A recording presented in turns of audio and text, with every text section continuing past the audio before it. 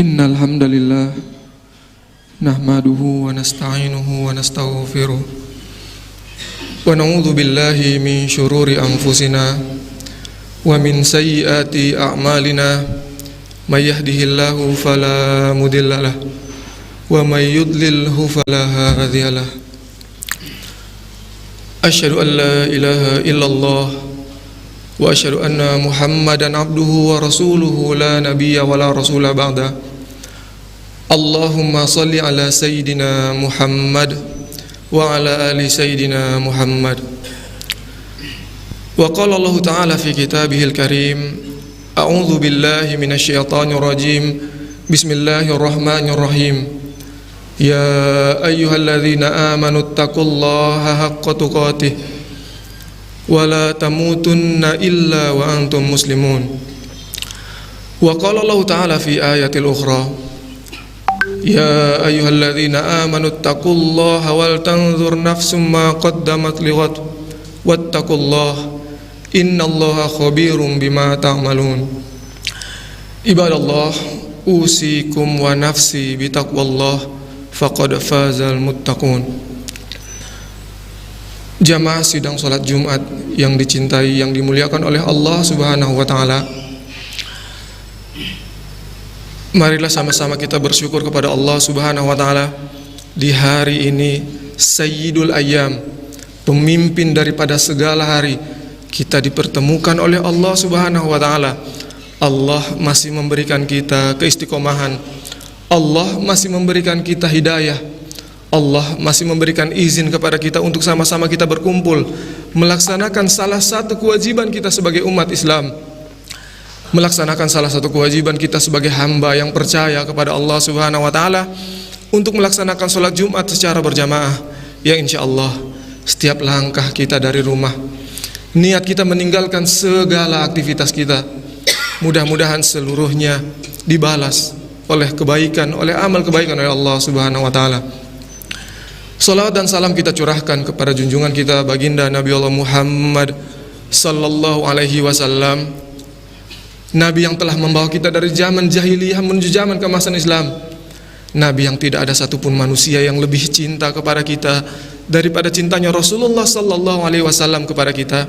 Dan kita berharap kepada Allah, mudah-mudahan di hari perjumpaan kita nanti, ketika kita akan bertatapan dengan Nabi Allah Muhammad sallallahu alaihi wasallam, kita semua yang berada di tempat ini, orang-orang yang kita cintai, diakui sebagai umatnya, dan bersama-sama kita akan masuk ke dalam surganya Allah Subhanahu wa taala.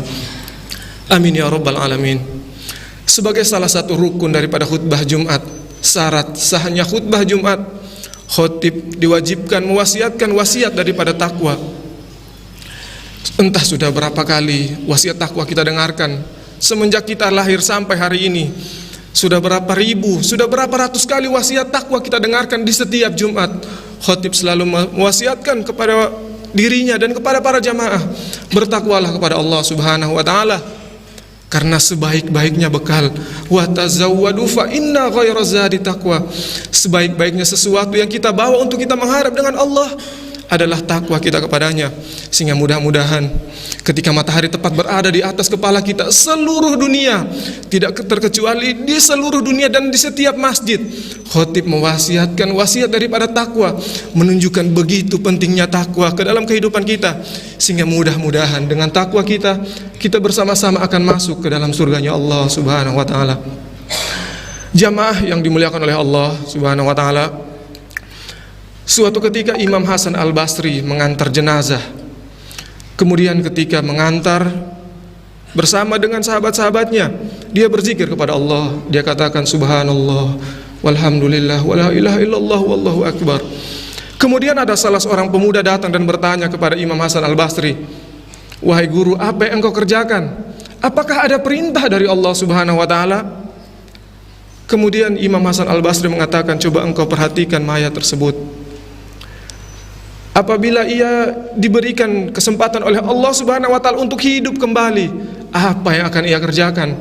Apakah ia akan melakukan amal kebaikan, ataukah dia akan melakukan keburukan? Dia akan melakukan kemaksiatan?"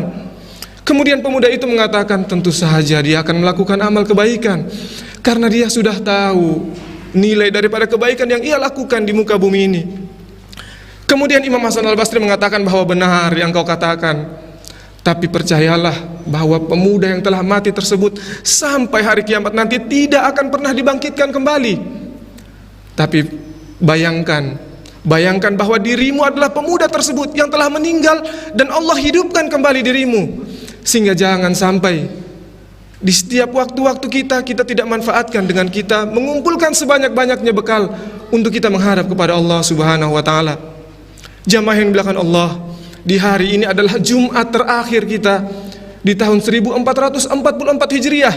Beberapa hari lagi kita akan memasuki 1445 Hijriah. Kita akan masuk kepada bulan Muharram. Kita muhasabah diri kita. Entah sudah berapa banyak kesalahan yang telah kita lakukan, entah sudah berapa banyak amal yang kita lakukan 1 tahun belakangan.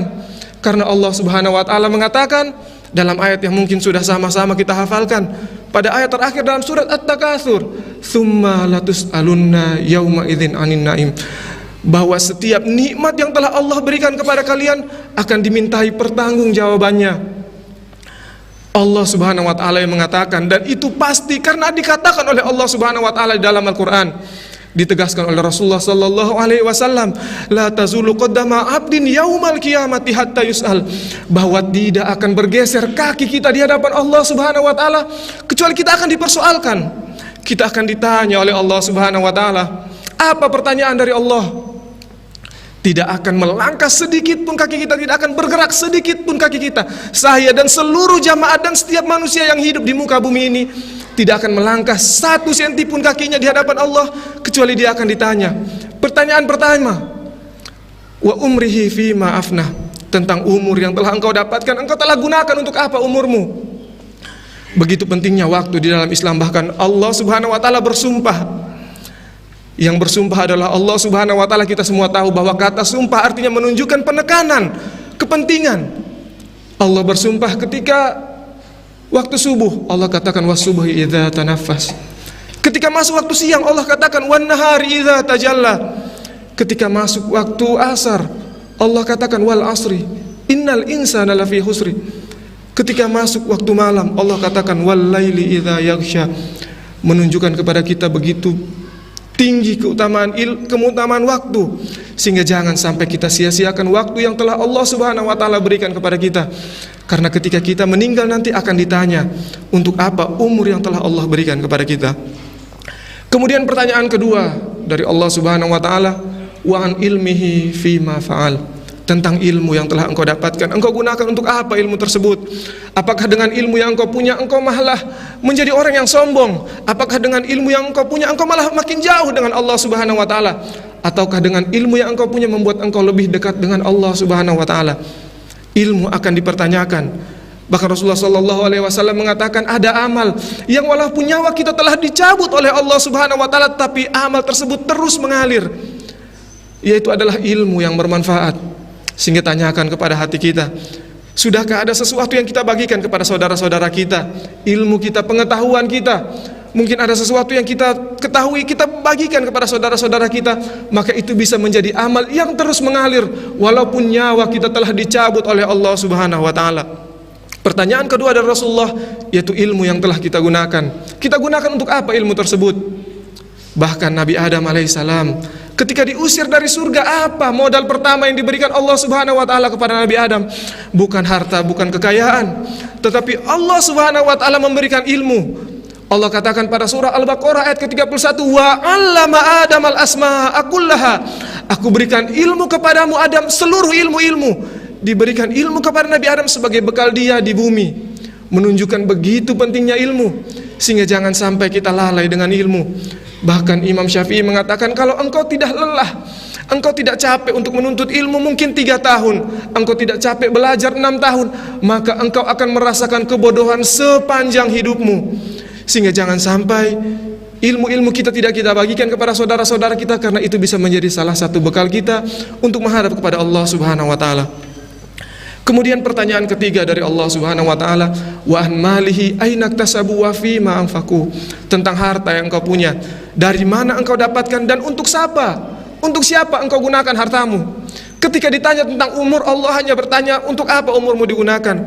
Ketika ditanya tentang ilmu, Allah hanya bertanya, untuk apa ilmumu engkau gunakan? Tetapi ketika ditanya tentang harta, Allah bertanya, dari mana hartamu engkau dapatkan? Apakah engkau dapatkan dari cara-cara yang baik? Apakah engkau dapatkan dari cara-cara yang halal? Dan untuk apa hartamu engkau keluarkan? Sehingga jangan sampai kita tidak mempersiapkan kehidupan kita setelah kematian. Bahkan Allah Subhanahu wa taala mengisahkan dalam surah Al-Munafiqun ayat ke-10, ketika manusia telah meninggal, kemudian dia meminta kepada Allah, Rabbi laula akhartani, ya Allah tangguhkanlah kematianku ya Allah, ila adzalin qarib, sebentar saja ya Allah, hidupkan kembali aku sebentar saja ya Allah, 5 menit saja kembalikan aku ke dunia ya Allah. Fa asaddaqu, maka aku akan bersedekah. Dia sudah tahu balasan daripada orang yang bersedekah, maka dia akan meminta kepada Allah, ya Allah kembalikan aku ke dunia ya Allah, sebentar saja ya Allah, 5 menit saja, maka seluruh hartaku aku akan gunakan di jalanmu ya. Sehingga jamaah yang dilakukan Allah Subhanahu wa taala, kita mengintrospeksi diri kita. Di tahun-tahun sebelumnya sudah berapa banyak harta yang telah kita keluarkan? Sudah berapa banyak makanan yang kita bagikan kepada saudara mungkin di samping rumah kita yang kekurangan makanan? Bahkan Nabi Ibrahim alaihissalam dan Nabi Ismail selesai membangun Ka'bah, mereka sholat ribuan rakaat di depan Ka'bah. Kemudian Allah mengatakan, yang kalian lakukan itu sangat hebat, yang kalian lakukan itu sangat luar biasa. Tetapi ada yang luar biasa daripada itu, ada yang lebih luar biasa. Engkau perhatikan saudara-saudaramu di samping rumahmu, di sekeliling rumahmu yang dalam keadaan lapar, maka itu lebih baik daripada sholat ribuan rakaat di depan Ka'bah. Menunjukkan kepada kita ketika Allah mengatakan tsumma latus'alunna yauma idzin 'anin na'im, seluruh hartamu akan ditanya oleh Allah Subhanahu wa taala. Jangankan harta-harta yang haram, harta yang halal yang telah kita dapatkan, maka semuanya pasti. Dan ini dikatakan oleh Allah, dan kita sebagai orang yang beriman harus percaya kepada itu. Kita akan ditanya oleh Allah Subhanahu wa taala, untuk apa hartamu engkau gunakan dan dari mana engkau gunakan hartamu. Jamaah yang dimuliakan oleh Allah Subhanahu wa taala. Kemudian yang keempat, pertanyaan dari Allah Subhanahu wa taala, wa an jismihi fi ma'ablah, tentang jasad, tentang tubuh yang telah Allah berikan kepadamu, untuk apa engkau gunakan? Andai ketika kita pulang daripada sholat Jumat ini kita dicabut nyawanya oleh Allah Subhanahu wa taala, mungkin kita bisa dengan bangga kepada Allah kita katakan, ya Allah, kakiku aku telah gunakan untuk melangkah menuju ke rumahmu ya Allah, mataku aku telah gunakan untuk menuju ke masjid untuk membaca Al-Quran ya Allah, aku telah gunakan badanku untuk aku berjalan ke masjid mendengarkan wasiat-wasiat ketakwaan ya Allah. Sehingga jamaah yang dimuliakan Allah Subhanahu wa taala, jangan sampai kita sia-siakan waktu yang telah Allah Subhanahu wa taala berikan kepada kita. Karena Rasulullah sallallahu alaihi wasallam mengatakan ada 2 nikmat yang banyak sekali manusia lalai dengan nikmat tersebut, yaitu adalah nikmat sehat dan nikmat waktu luang. Sehingga jamaah yang dimuliakan oleh Allah Subhanahu wa taala, di penghujung tahun 1444 Hijriah ini, mari sama-sama kita memuhasabah diri kita. Kita mengintrospeksi diri kita, sudah berapa banyak amalan yang telah kita kerjakan, dan kita pandang 1445 Hijriah nanti dengan optimisme, dengan kita mengumpulkan sebanyak-banyaknya bekal kita untuk kita menghadap kepada Allah Subhanahu wa taala, dan mudah-mudahan kita semua diberikan keistiqomahan oleh Allah Subhanahu wa taala. Ketika bertemu nanti dengan Allah Subhanahu wa taala, kita bisa dengan bangga menunjukkan segala amal yang telah kita lakukan di muka bumi ini. Barakallahu wa lakum fil Qur'anil azim. Wa nafa'ni wa iyyakum bima fihi minal ayati wa dzikril hakim, wa taqabbal minni wa minkum tilawatahu innahu huwal ghafurur rahim. Allahumma salli wa sallim ala sayyidina Muhammad wa ala ali sayyidina Muhammad wa sallim wa radiyallahu tabarak ta'ala an kulli sahabati rasulillahi ajmain.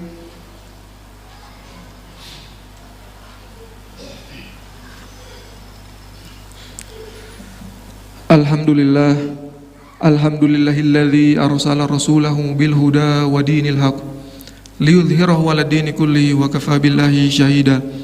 Asyhadu an la ilaha illallah wa asyhadu anna Muhammadan abduhu wa rasuluhu la nabiyya wa la rasula ba'da. Allahumma shalli ala sayyidina Muhammad wa ala ali sayyidina Muhammad. Wa qala Allah ta'ala fi kitabihil karim, a'udzu billahi minasyaitonir rajim, bismillahirrahmanirrahim.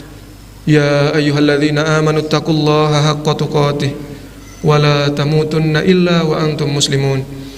Wa qala Allah ta'ala fi ayatil ukhra, Innallaha wa malaikatahu yusholluna 'alan nabi. Ya ayyuhalladzina amanu shallu 'alaihi wa sallimu taslima. Allahumma sallim wa barik.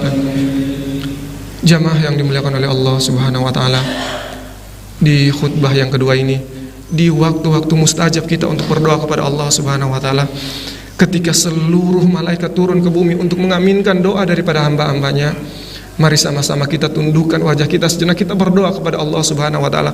Waktu terbaik untuk kita meminta kepada Allah Subhanahu wa taala. Mari sama-sama kita berdoa untuk keluarga kita yang dalam keadaan sakit. Mudah-mudahan diberikan kesembuhan oleh Allah Subhanahu wa taala. Keluarga kita yang dalam kesempitan rezeki, mudah-mudahan diberikan kelapangan oleh Allah Subhanahu wa taala. Keluarga kita yang telah mendahului kita, orang-orang tua kita yang telah meninggal, nyawanya dicabut oleh Allah, mudah-mudahan mendapatkan tempat terbaik di sisi Allah Subhanahu wa taala. Kita doakan negara yang kita cintai menjadi negara yang baldatun thayyibatun wa rabbun ghafur. Kita doakan para pemimpin-pemimpin kita menjadi pemimpin yang mencintai rakyatnya, dan bagaimana rakyatnya pun mencintai para pemimpin-pemimpinnya. Allahumma ighfir lil muslimina wal muslimat wal mu'minina wal mu'minat al ahya'i minhum wal amwat innaka sami'un qaribun mujibu da'wati ya qadiyal hajat. Rabbana zalamna anfusana wa illam taghfir lana wa tarhamna lanakunanna minal khasirin. Rabbana hab lana min azwajina wa dhurriyyatina qurrata a'yun waj'alna lil muttaqina imama. Rabbana la tu'akhidhna in nasina aw akhtana. Rabbana wa la tahmil 'alaina isran kama hamaltahu 'alal ladzina min qablina. Rabbana wa la tuhammilna ma la taqata lana bih. Wa'fu anna waghfir lana warhamna anta maulana fansurna 'alal qaumil kafirin. Rabbana atina fid dunya hasanah wa fil akhirati hasanah wa qina adzaban nar. Wa sallallahu ala sayidina Muhammad wa ala alihi wa sahbihi wa sallam. Walhamdulillahi rabbil alamin. Ibadallah, innallaha ya'muru bil 'adli wal ihsan wa ita'i dzil qurba wa yanha 'anil fahsya'i wal munkar wal baghi ya'idzukum la'allakum tadhakkarun. Fadhkurullaha alladzi yadhkurukum wa la dzikrullahi akbar wallahu ya'lamu ma tasma'un. Aqimis shalah.